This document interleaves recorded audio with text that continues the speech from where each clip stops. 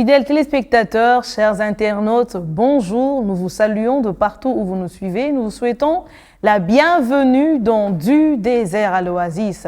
Avec vous, nous parlons donc de comment vivre l'oasis dans le désert de la vie. Oui, parce que nous le disons, le désert se rencontre dans plusieurs situations de la vie, dans plusieurs domaines. Ça peut être dans la famille, ça peut être dans la vie professionnelle, ça peut être dans les finances, dans les relations. Mais avec l'Éternel Dieu, il est possible que l'oasis, la paix, le bonheur jaillissent de ces moments de désert, de ces moments de trouble. Et aujourd'hui, nous parlons particulièrement du désert dans les familles. Comment vivre l'oasis dans le désert des familles brisées?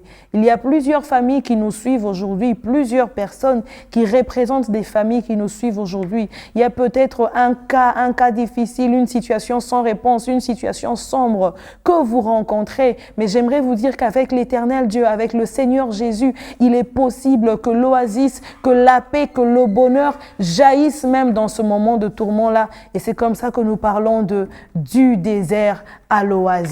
Alors aujourd'hui, je suis avec une dame très spéciale qui représente aussi une famille qui a eu, elle, à traverser des moments d'épreuve, des moments de désert dans le cours de sa vie en famille, mais que l'Éternel, par sa grâce et sa puissance, a relevé. J'ai cité Madame Bénédicte Makassi Dounia. Madame, bonjour. Bonjour Madame Jemima. J'espère que vous vous portez bien. Très bien par la grâce de Dieu. Alors, si nous pouvons vous présenter en bref, qu'est-ce que vous direz de vous-même? Bénédicte Makassi Dounia, mariée, mère de 2 enfants, artiste et fille de Dieu surtout.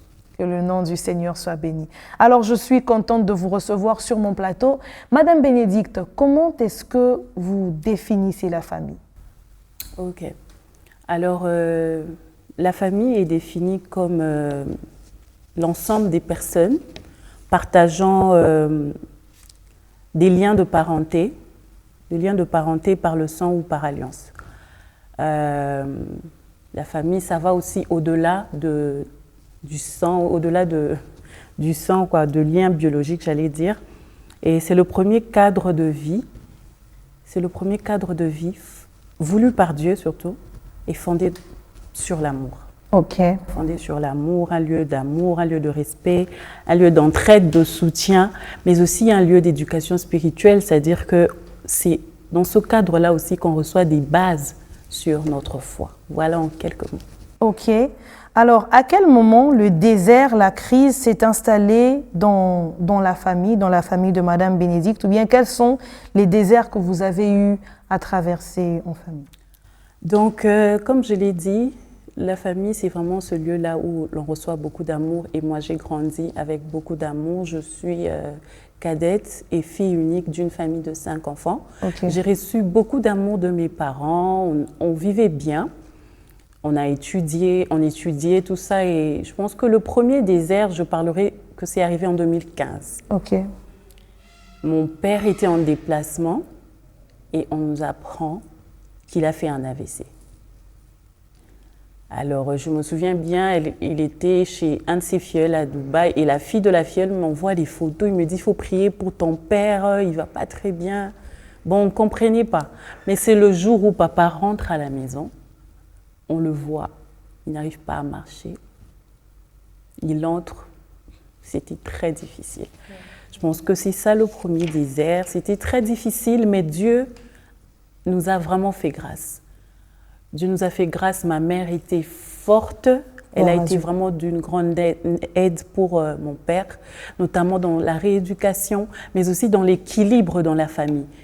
Vu l'état de papa, maman travaillait seule, donc elle maintenait tout seule, mais tout en prenant soin de son mari, tout en prenant soin de ses enfants, elle était censée aussi travailler. Donc vous comprenez qu'elle a joué un très très grand rôle dans ce petit moment-là de difficulté. Une véritable femme battante. Exactement. Véritable. Elle a vraiment été d'une grande aide. Et c'est que je n'oublie pas de ça pour encourager quand même des femmes qui peut-être passent par ces genres de moments. Il y a même une émission qu'ils ont tournée où ils partagent leur vécu, comment ils ont surmonté ça. Okay. En fait, bien que maman travaillait, ça je ne peux jamais oublier. Quand on l'a payée, elle ramenait l'argent et donnait à papa. Wow. Que ce soit pour ses besoins. Wow. C'est papa qui devait donner. Donc, c'est quelque chose qui m'a toujours marqué. Et j'encourage aujourd'hui, nous, jeunes mariés, jeunes femmes, on dit souvent pour le meilleur et le pire, mais on ne s'imagine pas quand le pire arrive. Beaucoup aujourd'hui, on parle de divorce à gauche, à droite, mais je pense que nous devons revoir cette façon de faire, être là, réellement là, et par l'aide de Dieu. Tout s'est bien passé, papa s'est en sorti. En tout cas, voilà, le premier. Par la grâce de Dieu, mais aussi par là, Dieu a utilisé maman, une femme qui était battante, elle est restée forte près de son mari, mais aussi près de ses enfants, parce que j'imagine que le moral de votre côté aussi était bas, mais il fallait être fort et pour papa et pour que maman réussisse à tenir. Exactement. Ça, c'est vraiment une résilience. Mais vous avez dit que c'était le premier désert. Y en a-t-il eu d'autres? Exactement. Donc, je pense 7 ans, en 2022, je pense 7 ans après ça, c'est maman qui tombe malade. La forte est tombée malade. Vous voyez, dans tout ce qu'elle était, voilà, elle tombe malade, on ne sait pas ce que c'est, on va à gauche, à droite, de diagnostic en diagnostic, finalement, on découvre que c'était un cancer. Un cancer, voilà. Elle a commencé, elle devait faire des séances de chimio pendant 6 mois, si je ne me trompe pas. En tout cas, elle s'est battue. Elle s'est battue, mais vous pouvez, ensemble avec moi, réaliser combien ça pouvait être dur, parce que c'était elle la forte. C'était elle qui maintenait la famille. Mais en ce moment-là, elle était faible. Bien que dans sa faiblesse, elle s'est battue, elle faisait la dure. Je me souviens de plusieurs fois où elle pouvait cacher la douleur parce qu'elle ne voulait pas qu'on puisse voir. Montrer. Mais non, il y a des nuits où elle ne dormait pas. Elle criait des douleurs et tout. Mais c'était difficile. Et puis, après la chimio, tout s'est bien passé. Elle devait passer par une opération. C'était difficile, mais Dieu a fait grâce, ça s'est passé. Après, c'est rétabli. En tout cas, je pense que c'était en avril 2024, mars. Alors, Bénédicte, tu me dis, Madame Bénédicte, maman a été opérée. Elle s'est relevée. Donc, l'espoir renaît dans vos cœurs. La joie revient. Beaucoup. Seigneur, nous te bénissons. Vous avez célébré le Seigneur. On était vraiment aux anges parce qu'elle a bien répondu à la chimio. L'opération s'est très bien passée. Et après, elle a repris les forces. Okay. Et puis, en mars, elle rechute. Elle rechute encore. On voit que le ventre commence à enfler. Qu'est-ce qu'il y a? On va à gauche, à droite. Et puis, elle ne tient pas. Elle ne tient pas. En avril, elle part. Oh my God. Quel choc. Comment vous vous sentez? Comment vous vous sentez? Comment vous vous sentez entre vous? Au milieu, après avoir fourni tous ces efforts pour que la personne aille bien, après, l'espoir a jailli. Vous avez dit, elle va bien. Mais après, la personne s'en va. En fait, c'était très difficile. Je n'arrivais pas personnellement à croire parce que maman était forte. La force de la maison. Elle était forte, même le jour où elle décède, avant que je ne parte. Je pense qu'elle avait fait ça peut-être pour me permettre de partir. Parce qu'il était 3 heures. Je devais rentrer à la maison avec les enfants. Je ne voulais pas parce que je voyais qu'elle n'allait pas bien. Mais elle a fait semblant de manger. Quand je pars, après moi, elle part. C'était un très grand choc et je ne sais pas comment expliquer parce que j'étais très proche de ma mère. Pour ceux qui nous connaissent, j'étais très, très proche de ma mère. C'était une amie, c'était tout. La confidente. La confidente, on s'appelait souvent poubelle. Donc je déverse. Elle vient déverse son passé. J'étais très proche. Alors, c'était comme une cassure.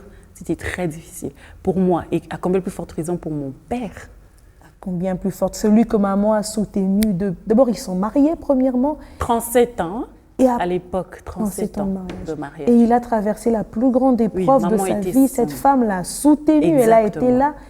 Et en ce moment-là où il commence à se relever, cette femme qui était comme son pilier, le pilier même de la famille, elle s'en va. C'est en ce moment-là, au fait, qu'on ne savait pas comment il allait réagir. Et c'était ça la plus grande crainte. Mais Dieu, je ne sais pas comment il a fait. Je ne sais pas, parce qu'on avait peur à l'annonce du décès de maman, comment il va réagir. Mais Dieu travaille toujours.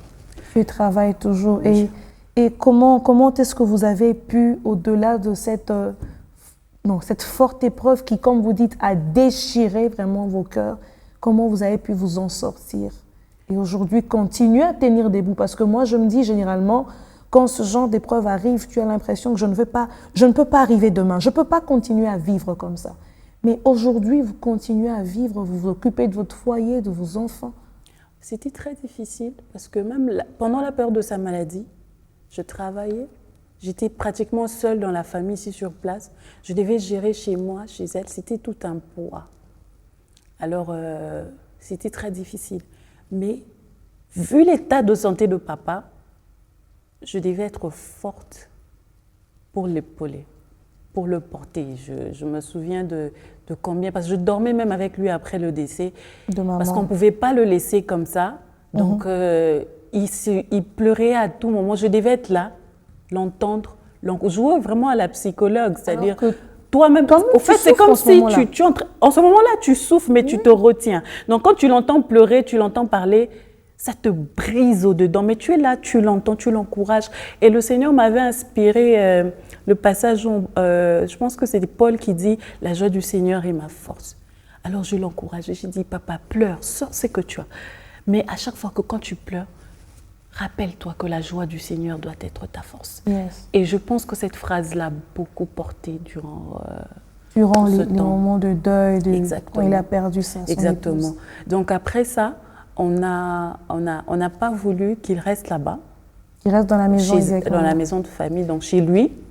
On a voulu qu'il vienne chez moi pour que j'ai la facilité de le suivre et puis l'aider à changer, à sortir un peu de l'environnement. D'air, mais avant que tu n'arrives là, je me rappelle que j'étais aux obsèques de maman, je me rappelle que tu as fait une crise, je me rappelle que tu soutenais papa.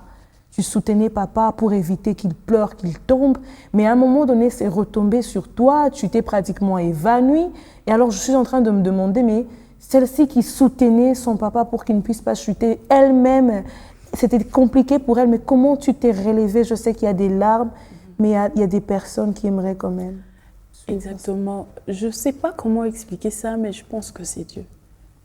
C'est Dieu. C'était pas facile pour moi. En fait, j'étais censée étouffer ce que j'avais. J'ai pas pu extérioriser parce que dans ce genre de moment, c'est important d'extérioriser. Oui. Mais vu ma situation, je devais être, si je peux prêter vos mots, l'oasis de mon père, en fait. Alors, pardon. Pleurez, madame.